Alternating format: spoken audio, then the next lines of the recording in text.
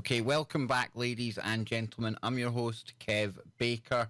It's hour number 2 on today's show, and I'm hopefully going to be joined by one of our listeners in just a moment. Arrmand from the chat room is going to be coming onto the show. We were trying to get his audio working there, but he can't hear me on Skype. However, he can hear me on his phone version of Skype. So I'm hoping he can hear this, and I've told him on Skype to go back to the phone version. I'm going to try and call him again because, ladies and gentlemen, this is going to blow your mind. We like to talk about things like Crowley and all that jazz on the show. We often talk about spiritual activity, paranormal activity, and tonight we're going to get into poltergeists. We're going to touch on UFOs, and we might touch on what it's like to be on the other side of some of the darkness that we talk about. And I'll leave it at that point there. I'm going to try and bring in Arrmand here. Arrmand, how you doing, brother? Hello, brother. There he is, looking good, sir. And you see, I don't know what happened with the whole Skype version on the computer, but we're here. We're live. Yeah, I think it's because I've got a new laptop. I'm just sort of like learning all the little tricks with it. Well, but I'll look for the settings tomorrow, make sure it works, and I'll contact you. But listen. We can hear you great right now. So that's great. So let's not worry about that. I'm just happy we've got you in. We can hear you. And okay, brother. I was telling the listeners that, well, I hadn't even mentioned this, but this is really cool for me, right? Because I always said real people, real radio. Yeah. And you've been listening to the show yourself for some time. In the near future, in the near future, I'm going to be bringing another listener and big supporter of the show on, Nancy. So this is something I really want to do more often, hang out with listeners, because you know, people like you've got a story to tell, right? And we've often shared messages back and forth. You've even given me a story to talk about one time on air about a certain character we may or may not get into tonight. But I'm really keen to hear about some of your experiences. And when I was building up for today's show, I told people we'd be getting into your very own poltergeist experience. Now, when we were speaking on Facebook today, you were sharing with me that you can't really go into that without going into a UFO experience first. So, Arrmand, I'm going to give it over to you now. I'm going to let you tell the audience what's happening here. Take us into the whole poltergeist stuff, man. Well, it started when I was 13. I just reached 13 years old, and the reason I remember it is I was watching. Remember a program called The Professionals? Oh, absolutely. And Crowley. Yeah, absolutely. It came on the TV, which was 1978, and STV, Scottish Television Network. And something said to me, "Look round." So I looked round, and at the side window of the flat we were in, I saw this orange globe. It was about the size of a tennis ball fly by the window. Now, normally if I saw something like that, I'd be up at the window looking at it, but for some reason, I just turned and watched the TV. And after the programme finished, I went out and I said to my friends, I said, "Did you see that?" And they said, yeah, it went in a 45-degree angle and just shot off into space. What I didn't realise at the time is whenever I see these things, I go through a massive change. One, I just turned into a teenager. But the December the 28th that year, my grandfather died. And that really hurt. So, Arrmand, I mean, you're changing into a teenager. You've got a lot of hormones going on, a lot of emotions normally anyway, and then you've got that loss as well. So it's almost as if your emotions and everything, stress, they're heightened at this time, right? Yeah. So after my grandfather died, I started getting into the Ouija board. Bad move, really bad move. But then, come the summer, my mum disappeared, and I didn't see her for nearly 2 days. So I asked the board, I said, "Where is she?" And it says she'll be back in a couple of days. She's got a new love. Now, what? Who would want to be with my mum, as any young boy would think? So 2 days later, she came back and she brought this guy called Thomas Blaine with her. What I didn't realise at the time is he was a gypsy, proper gypsy, not like the travellers. And she says she wanted me to come and stay with them. And the thing was, Kev, she was happy. I never saw my mum happy since Grandad died. So I says, okay, but I had such reservations. And true to the fault, my little voice said to me, you're going to regret it. You're going to regret not putting your foot down. And it didn't take long for this beast of a man to really start knocking the crap out of me. And then one night, I remember I looked at the front door of his flat and there was 3 bangs on the door. Everything always happens in threes, Kev. Bang, bang, bang. And Thomas Blaine went up to the door and I said to him, don't answer it. But big tough man, answers it. And he went flying through the air, right onto the floor. Then all these weird things that started happening. Like he had his telephone cut off because he was an alcoholic, chronic alcoholic. And the phone started ringing, but the phone was disconnected. And when you pick it up, you'd hear breathing. And that happened for about 10, 15 minutes. This was just me and his kids, Scott and Gillian. And we got quite scared, but Thomas Blake came in, threw it out.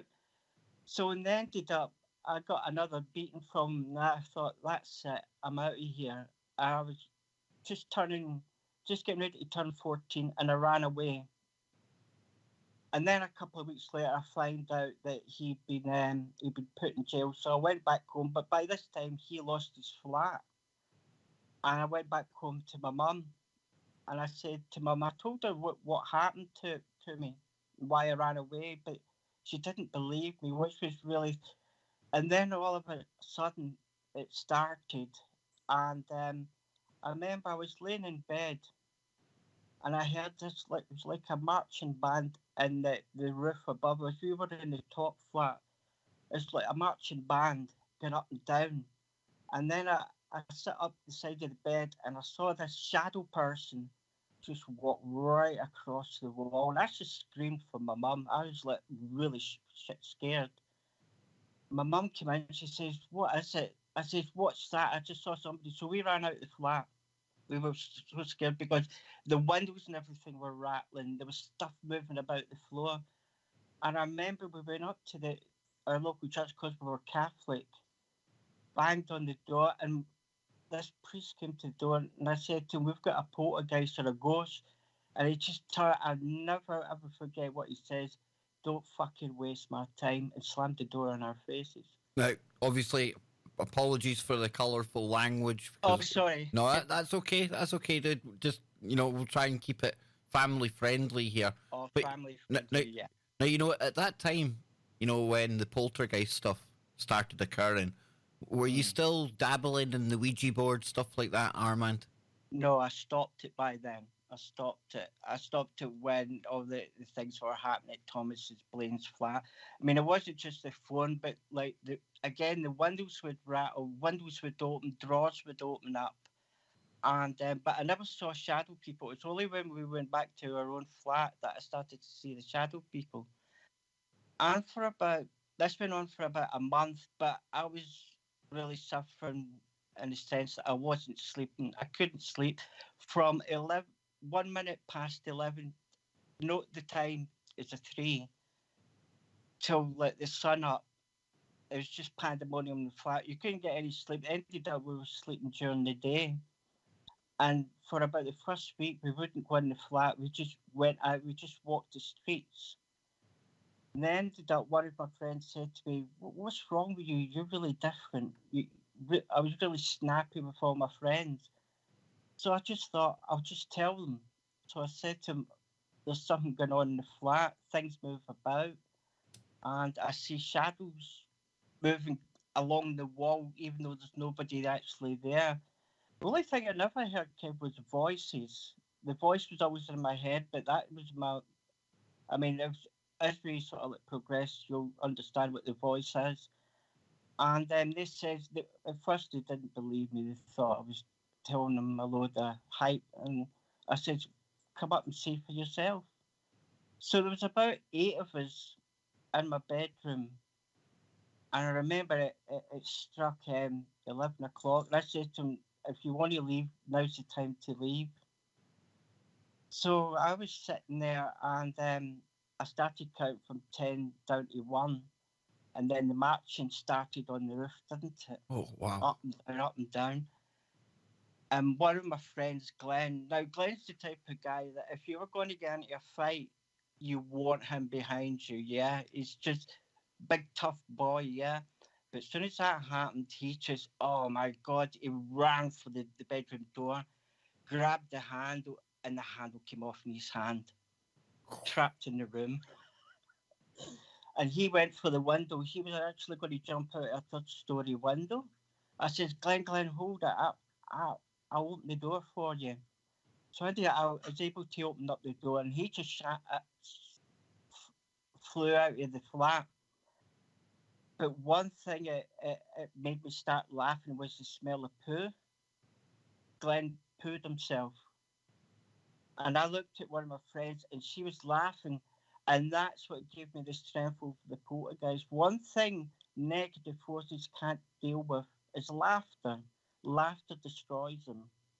And that's when I discovered that actually that's the trick over these people, yeah? Over these negative entities. It's laughter, love, all those type of things. Because it wants to isolate you. It wants to make you afraid because that's what gives it power. You see? Oh, absolutely. And there's a lot of similarities I'm hearing here. And I do a lot of shows with Bill Bean, as you know, and he talks about the house that he grew up in. And there was definite poltergeist activity in there. And I mean, no two poltergeist stories are going to be the same, Armand. But I can see commonalities here. Now, in Bill's case, that really took a long-term effect on his family, unfortunately. And something as traumatic as this, you know, you're not getting sleep and it's constantly going on. I mean, what kind of effect did that have on you and your mum over the long term, you know? I think after the whole escapade with Thomas Blaine, as soon as I got to 16, I left. I'd rather be on the streets because what happened in the end up after I overcame the poltergeist, Thomas Blaine came out of jail, and my mum just basically wanted to be parented herself. She couldn't be a parent, if you understand. Yeah. So I just turned 14. This was all within a year. And Thomas Blaine came back and he says that he was clean, he wasn't drinking alcohol. But what happens with these people is they just fall right back into an old routine. But then something else happened was that he brought his sister to come and stay with us, Isabel. Now, Isabel was in Dyke Bar Hospital. She was in a really nasty road crash, and basically her part of her brain was eaten away because of headwinds. And Isabel slept in the front room, Mum and Tom in the other bedroom, and me in mine. And one night I thought I was having a dream. So, okay, to talk about this, Kev, because... Yeah. As long as we don't go into too much detail, but I know where you're going here. Yeah, I know where you're going. No, yeah, absolutely. Because this is important because this kind of sets up everything else, yeah. Yeah. I thought I was having a dream where it was a sexy dream, like any 14-year-old boy would. But what I didn't realise is Isabel was on top of me. And once I came to my senses, I was asleep at the time. I screamed like, get the effing off of me. And Thomas Blaine came running in the bedroom, and I'll never forget it. He grabbed her by the neck, Kev, one hand, and threw her right across the bedroom, right into the wall. And she was laughing her head off. She says, he's one of us now. He's one of us. And that was it. The guy down below us was banging out. He says, I'm calling the police. And as Thomas Blaine was distracted, I grabbed my clothes and I just ran out. And I ran out my pyjama trousers. Yeah? Yep. Well, they were still at my ankle. I don't know how she got on top of me. I don't know how she got into my room because after the poltergeist, I never repaired the door. I always let the handle just come off, but she got in. So I ended up, I ran away again. And this time, because I was in the Army Cadets, I knew how to I know how to build little fires, little places to sleep and stuff. And I was up in the Glenford Braes the next day, and I was so low, I actually felt like just jumping off of the little cliff top. But then something happened, something really strange. I looked across, and what I thought was a devil, sitting cross-legged, watching me, looking at me, but it was smiling. But the thing was, I didn't feel evil from it. I didn't understand what it was. I do know what it is now. It was a dryad. It was a tree spirit, and it was looking at me. But then I got distracted. This little girl said to this woman, says, "Is he one of us?" And the woman, and when I heard that, I looked at them, and the woman said to the little girl, "Not yet." And I thought, "Oh my God, my guard's down." So I looked back to the thing where this elemental was, and it was gone. And I ran, and it took a good couple of months before I could go back home again. Again, Thomas Blaine ended up in jail, and I could go back home. And when I got to like 17, I thought, I'm going to go to the army. I wanted to get away from it all, you know, Deb? Yeah. Away from the abuse, away from, I mean, because the beatings happened right up until I went into the army. And that's why I've got such an aversion to alcohol. I might take the odd drink, but I'm not a drinker, I'm a smoker. Now, after what we've just heard you saying there, one thing I know that you want listeners to be very aware of, and something that I think is really important as well. Now, that's harrowing stuff, right? And when you hear a story like that, there's a tendency to look at somebody as if they're a victim. Yeah. But you're not a victim, because I like what you said to me earlier on today. You're actually a survivor, right? And that's right. Just from what we've heard so far, I mean, you can obviously take it where you want from here, but this is all the kind of hallmarks of when you hear about satanic ritual abuse and into all of those kind of worlds there. Now, obviously, I don't know enough of your story, Armand, and I don't know how much you want to share on the air here today, but it certainly has those kind of connections. Would I be right? There's no such thing as satanic abuse, Kev. That's a media thing. There is, I mean, more witches are more free with the body, they're more in tune with the body. But there are dark forces. Like, so, I don't know if you know what a walk-in is. Walk-in is a person that will carry a negative entity inside them. It's a negative entity that Jimmy Savile, for instance. Jimmy Savile was a magician. Yeah. He was a very dark magician. And they have nothing to do with witchcraft.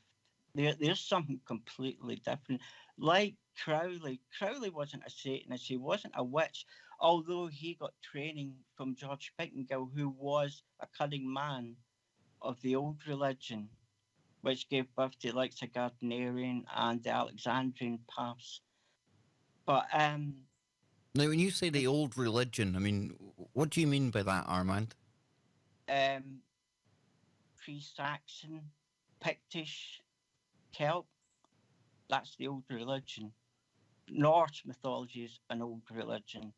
Christianity itself is an old religion. Basically, what I'm saying is something that's pre-Christian. Yeah. Got you. Yeah. And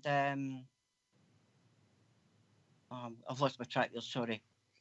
No, that's okay. That's okay, because that's quite interesting as well. Because in recent times, I've been talking about the Pictish site up my mum's way called Clava Cairns. So yeah, and they say that's a burial site. To me, it looks a whole lot more than a burial site. But this is the kind of religion or belief system that we're talking about then for the old religion, right? Yeah. Usually, like Clava Cairn, places like that, they are burial sites, but they're burial sites with power because it's an ancestral connection. The souls that are that might reside there are actually part of the history of that actual plot. Like, take Boleskine. Yeah. When I went to Boleskine, I couldn't go onto the property. I just had such a bad feel, and my little voice was saying, back off, back off. And straight across there's a little graveyard there. Oh, yeah. There's more bodies in that graveyard than there's stones.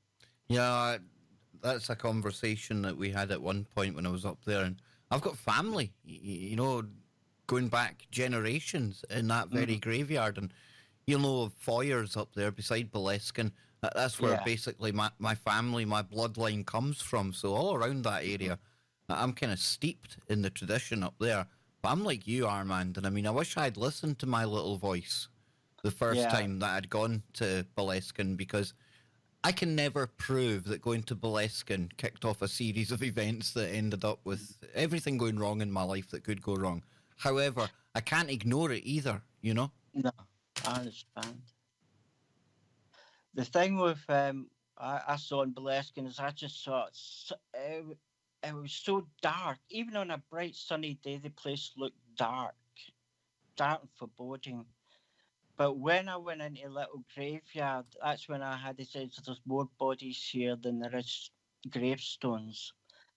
And also, I don't know if you know this, Kev, but at one point there was a child sacrifice in that Boleskine house. It's not, the negative entities that are there are to do with Crowley, but the people who went there and did other rituals, they're just added to it. That's why Jimmy Page got rid of it in the end. Is he couldn't hack what was in that place. And the last family that had it before the foundation bought it, I don't even know if they ever visited it. They just didn't go near it. Yeah, they owned it, but they had no interest. And I don't know if something happened there, Armand, when they maybe first bought it. I'm not sure. But now, of course, we have the Boleskine Foundation. They're turning it into a charitable organisation where you can go and learn Thelema and have a spiritual retreat in the home of Crowley. Now, what do you think when you hear that? Do you think that's a good idea? Really, that place needs to be bulldozed. Yeah. I mean, I've studied Thelema, and I know a lot of people that's in Thelema, and they, like anything, a group or like Thelema, they evolve to be good people. Some of them are really good people. Some of them are really dark people, because some people are fixated on Crowley so much that they almost hero worship him. Personally, I've only read a few of his books. I like the Book of the Law. I like the fact that he was mentioning the Big Bang before any scientists did. Like the beginning when Newt became had it. That's basically the Big Bang. But I know a lot of Thermalites who are very, very conscious. A lot of them are vegans for some reason. They won't eat meat. Personally, I don't eat meat either, but that's due to the fact of the crap they put inside the stuff. Yeah, I was going to mention that with Don Wiskin. I mean, even when you think you're eating the most lovely meat in the world, what have they been feeding the animals, Yeah. Why do you think the elite have their own farms? It's a very, very good point. And we're almost coming up on the break, man. And when we come back on the other side, I want to hear more about Thelema, okay, if that's okay. Because, I mean, I bring that name up and that word up on the show a lot, but I've never really spoke to anyone that has an inner knowledge of the workings of it. And I think, just like when I brought Tia, the medium, onto the show recently, she was able to talk to Wicca, to the kind of druid stuff, and dare I say it, being a witch. And of course, that really triggered some people out there. But I think if we don't look at the details on what we talk about, i.e., who was Crowley, what is Thelema, then we can't really build that deeper knowledge of what we're really talking about. And we can't go prejudging things. Of course, a lot of people make it out to be. I mean, don't get me wrong, there is dark aspects to it. Well, isn't that like anything? You look at any religion around the world, and you're going to get some of the nicest people that follow it, and you're going to get some people that hijack it for their own psychopathic, narcissistic, sociopathic motives, and it's the same as anything. Yeah. Yeah, absolutely, Kev. You're absolutely spot on. And what we'll do is, with the Muslim religion, there's a lot of good people in the Muslim religion. It's like I say, a few bad eggs. It's like I say, we can't go throwing 1 billion people under the bus because of less than 1% of the people that practice Islam. So we're going to come back on the other side. Real people, real radio, fellow Scotsmen. Hope all you ladies out there aren't getting too excited with this accent fest that we're having on the show today. We'll pick it up on the other side with my good friend Arrmand. More to come. I told you we were going ooga booga. We'll be right back.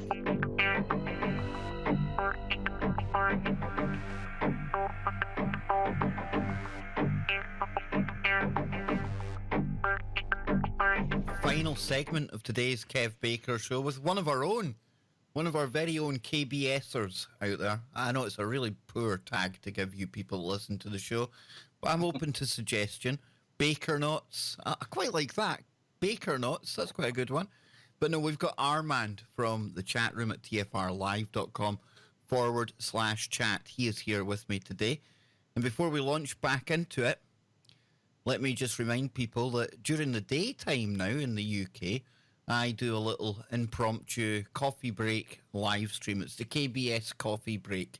There's been 2 so far. We've had stories about the AI that was too dangerous to release. And then today, we managed to get our hands on a very kind of rudimentary version of this neural network software. We were having fun and games. We were typing in stories and, well, one paragraph, and it would complete the rest. Scotty Lopez, he was blown away by it. So we're going to be getting back into that on Freaky Friday tomorrow. But if you want to check that out, go to the Kev Baker Show YouTube channel. And you can catch me during the days, every day now on YouTube. And it's usually around the time of 5 p.m. in the UK, which is midday over on the East Coast. And it's early start on the West Coast, about 9 a.m. So yes, that's definitely upping the ante on the Kev Baker Show. But I want to get back into it with Arrmand here, because there's a phrase that we'll all have heard. Maybe we won't have heard all of it, but we'll certainly know the first part of it. And it's, do what thou wilt shall be the whole of the law. Yes, and a lot of people, Arrmand, they just kind of... Law, love under well. They usually just go with the do what thou wilt part. And we've got Jay-Z, he's got his Rockefeller clothing line. That's one of their slogans, do what thou wilt. You've actually studied Thelema. And this is would you call it the religion, the teachings of Aleister Crowley? How would you describe what Thelema is? It's a pathway to enlightenment. It's a lot of the people that I know that do study it don't hold Crowley of high regard, because through time, Thelema has evolved in the sense that they don't force anybody to have sex. They still do a naked initiation, because that's to do with the fact that as you're born, you're not born with a set of clothes on you. But you won't find children in it. Now, Arrmand, I don't know if you're covering your microphone maybe with your hand. I'm not too sure. Sorry, is that better? That's far better, sir, yeah. All right, I was covering it. There we go. See, I'll keep you right, man. Okay. Thelema, it's a non-sexual religion. It's about enlightenment inside you, bringing out the spirit within. The attachment that every human being has is nurturing that attachment and your connection to the Godhead. You understand? Yep. It's not about sex parties. I'm sorry, that just does not happen. Is that kind of like happening? Some of them, like I said, everything has a bad egg. Plus, is that one of the ways that maybe the media or opponents to Thelema, is that one of the tactics they would use? That's the tactics that they use. But remember, one of the things that Crowley tried to teach people was yoga. Yoga's not about touching another person. It's about touching yourself, touching the higher aspect. Likes of a lot of the rituals in Thelema it's about It's drama.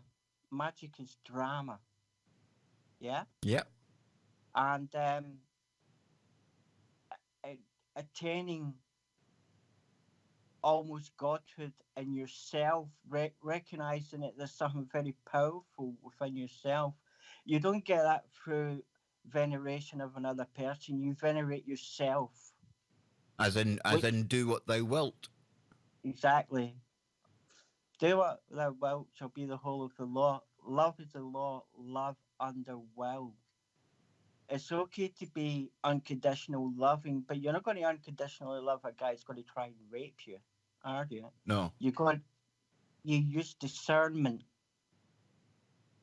You balance severity with mercy, Yeah, like a soldier does. Yeah, because I remember going through the like almost the commandments of Thelema one time, and I had Joe here as well. And when you forget where it comes from, if you don't add in all the kind of connotations that Aleister Crowley brings to mind, the set of rules, the set of instructions that are there is a lot of love. It talks about love quite a lot, if I remember rightly. Mm. One of the things that I learned, after several years after Thomas Blaine died, and I did predict his death that he would die, and he died from alcohol poisoning. He choked on his own vomit, basically. But I met that girl and that woman, and I ended up, that was me, started on the path to Wicca, the old religion. And, what was it? I learned about plants. I learned about the religion. It's not all about rituals, it's about understanding plants. It's about understanding when to plant. Like, say, lavender. I've got an affinity for lavender plants. I'll not plant a lavender plant out in my garden unless it's a full moon and it's at midnight, because lavender is associated with the elves. So we ask nature. It's all about being in communication with nature, with the trees, the dryads, with elementals. That's what magic's really basically all about. So, Armand, let me ask you then, dude, because my mum, she lives up in Rossshire. You've got the whole Fairy Glen up there.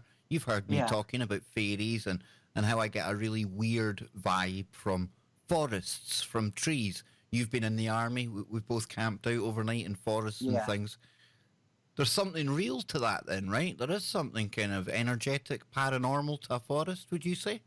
Yeah, and if you feel like uncomfortable in the forest, try giving a libation, try taking a bit of tobacco or an energy bath, say, this is for the nature spirits, and later, that's basically one, you're asking for permission to be there. Yeah, I mean, you wouldn't walk into another person's house unannounced, would you? Why would you do it in the forest? Damn, I've never thought about it that way before. Yeah. Never. And then, well, let me ask you, this is quite random, but we're talking about forests. Before we get back to Thelema and the path you were on and things, but all these people that go missing in the national parks and in forests and things, then, I mean, you've heard me talking about that. There's David Paulides out there, missing 411. What do you make of that kind of thing? That's portals, Kev. Portals, yeah. The whole earth is surrounded by them, like lights of you know, the Skinwalker Ranch. Yeah. Well, if you read watched the Jeremy Corbell, they mention about this portal opening up, something dragging itself out of the portal and disappearing. And these weren't just like Joe Blogs off the street. These were doctors, PhDs, talking about this. These portals are all over. There's the Brempton one. There's Yorkshire's huge. Scotland's huge around like Forres, Aleister Crowley's place. I wouldn't be surprised if people go disappearing up there. And I think you mentioned a couple of shows back about people actually disappearing, and it's always associated with water, like the River Clyde, Manchester canals, and Brighton, between Brighton and Eastbourne. It's notorious for people going off the cliff. And that is because there's an entity in Eastbourne at Beachy Head, and I've seen it, and it nearly drove me there over the cliff myself, because the third time I saw a UFO, I was homeless. Me and Obi were homeless. And I was sitting each night. I had a routine. I was homeless, Kev, but I had money. I had a lot of money. Well, not lots, but enough to keep me going for a couple of months. I bought myself a tent and stuff. But I had this routine. At night time, I'd go to McDonald's, get a burger, and charge my phone and stuff up. Then go for a little walk along the beachfront over the west side of the Brighton Marina. And I was sitting on the wall, and I had a Obi up beside me. It was a beautiful night. The stars were all out. And I was stroking Obi. Then I noticed Obi was asleep, so I thought I'll just leave him. And as I was looking towards the ocean, I saw this shadow come over me. And Kev, I looked up, and I just saw this massive, massive city-sized triangle. Black, no sound. Everything went quiet, and if you stay by the sea, you get to learn to hear the seagulls. And this thing just crossed right over my head, no more than 1,000 foot above me. And I went out, and I just, Obi, can you see this? And it just went right out to the sea, then banked up like it was. I could see the whole outline of a big triangle, and it right up into the sky, gone within seconds. And I just thought, well, what's came to me? And then something that really freaked me was my iPhone, not my iPhone, my iPad started playing what was it? A podcast that I was listening to, The Unexplained with Howard Hughes. Howard Hughes, yeah. And the one he was playing was about animal communication, which was like, oh my God. So I grabbed Obi and I just ran again. Every time I see these things, I run. And that morning, my phone rang, and it was a council saying, we've got a place for you and Obi to go and stay, which was like a halfway house, like a hotel, they call it, for the homeless. So that started it off. That's when I started to realise every time I see these things, there's always huge change. And that sort of like started me on 19 months of like absolute madness. That's when the Constant Canine Companions took off as well, because when I was in the hotel in Eastbourne, I had trepidation that something was going to happen. So I went into the hotel, and this guy says, didn't call me by my name, didn't say, hey, Alan, Arrmand, Mr. Adams. He just said, oh, you're room 111A. If you don't have your jacket for your dog in 2 days, you're out the hotel. And there's another 3, the 111, right? Yeah, exactly. So I went out. I took Obi, and we went up to Beachy Head. I was going to just walk off the cliff, Kev. I just felt so low. And as I was up there, and I listened to that Howard Hughes thing a couple of times, and then I heard Obi say to me, if you can't look after me, who will? I went back down. I didn't have any credit. That my money ran out by then, and I wasn't getting any benefits, and I wouldn't beg.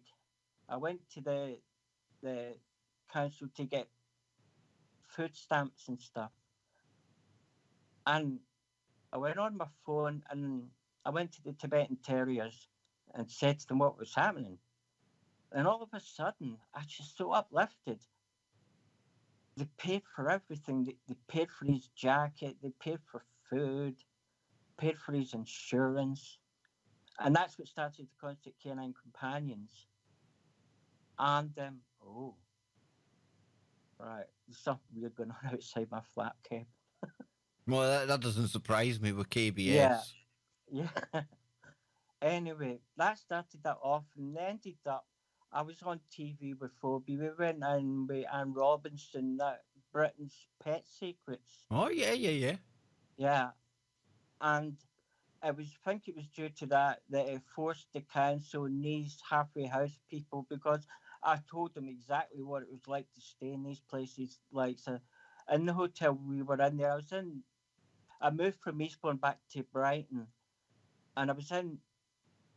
I don't know if should I mention the name of the hotel. Nah, probably not. Probably not. Okay, yeah, okay, but it was in Brighton, and within 12 months that I was in there, there were 6 deaths.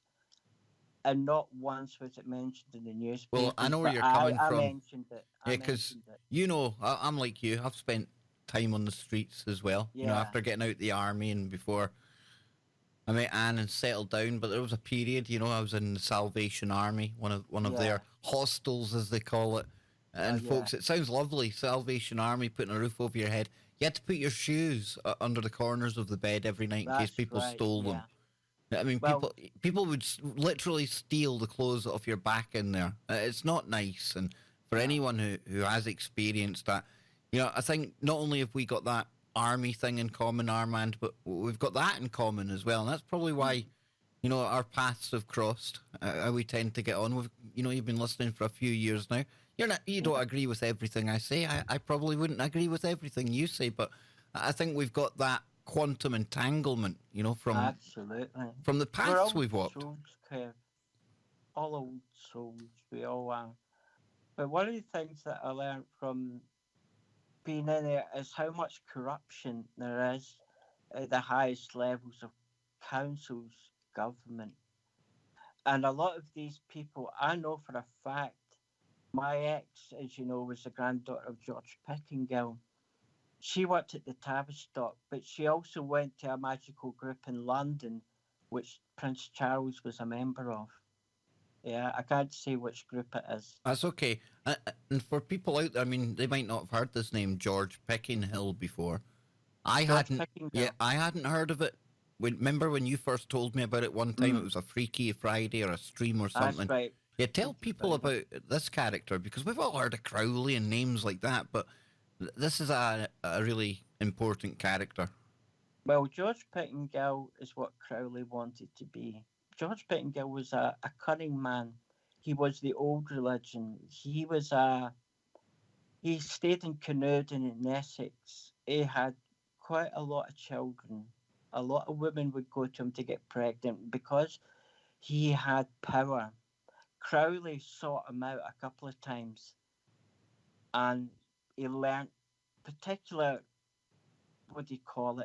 techniques about communicating with nature spirits in particular. And that's what Crowley based his AWAS communications on. AWAS was just an interdimensional. They all are.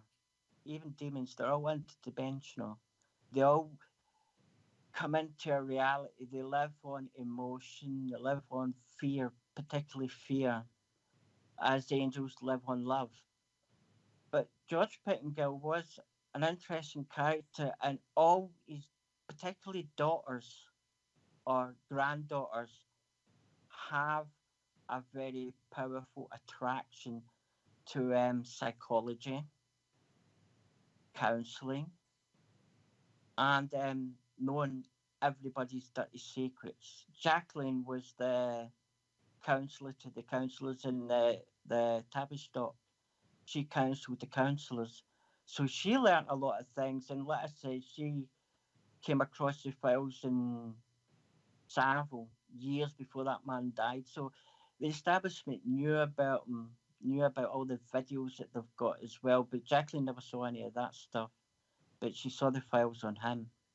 But George Pickingill had so many children, and they're all dotted all over, likes of, you ever heard the film The Witches of Eastwick? Oh, yeah. Well, that's an actual place in Essex, and it's full of witches. Old religion, Gardnerian mostly. Now, let me ask you, on the subject of witches, okay? Mm-hmm. I had a really brilliant show with Tia, the TV medium. Yeah. And I thought she was really, really clear in the fact that she wasn't doing anyone wrong. You know, you'd probably call it a white witch.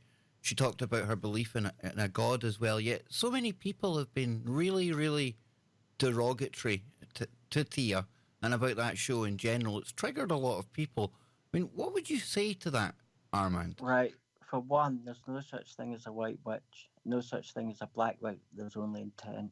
If your intention to do good by a person, but what you have to take into mind, if, say, somebody comes to me and say, oh, I've got cancer, would you do a spell? I would say no. One, who's to say that person is not meant to experience that? What I say to people now is if they say they've got cancer, I say, well, take cannabis. Take cannabis oil. That's the magic you need. If you're meant to get out of cancer, God will do that for you. There's no such thing, as I says, no such thing as a white or a black witch. There's only intent.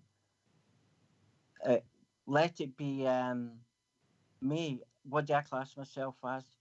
Nothing. I'm not anything anymore. I'm just me. Once you start putting labels onto things, I'm a white witch. That means, like, so a lot of people say white witches do love spells. Love spells are actually very dark because you are trying to change the will of somebody else that might not give a damn about you. But all of a sudden, they're really interested. And very powerful, right? Because, I mean, this is very powerful stuff. People might roll their eyes at this, but it's like the paranormal. You know, maybe you have to experience it before you believe in it. And this, I mean, Armand, I've never, like, obviously I've never cast any love spells. I've never been the victim of one, right? But I know for a fact that what you're talking about here is very real indeed, okay? So this isn't one of these things, hocus pocus, pardon the pun.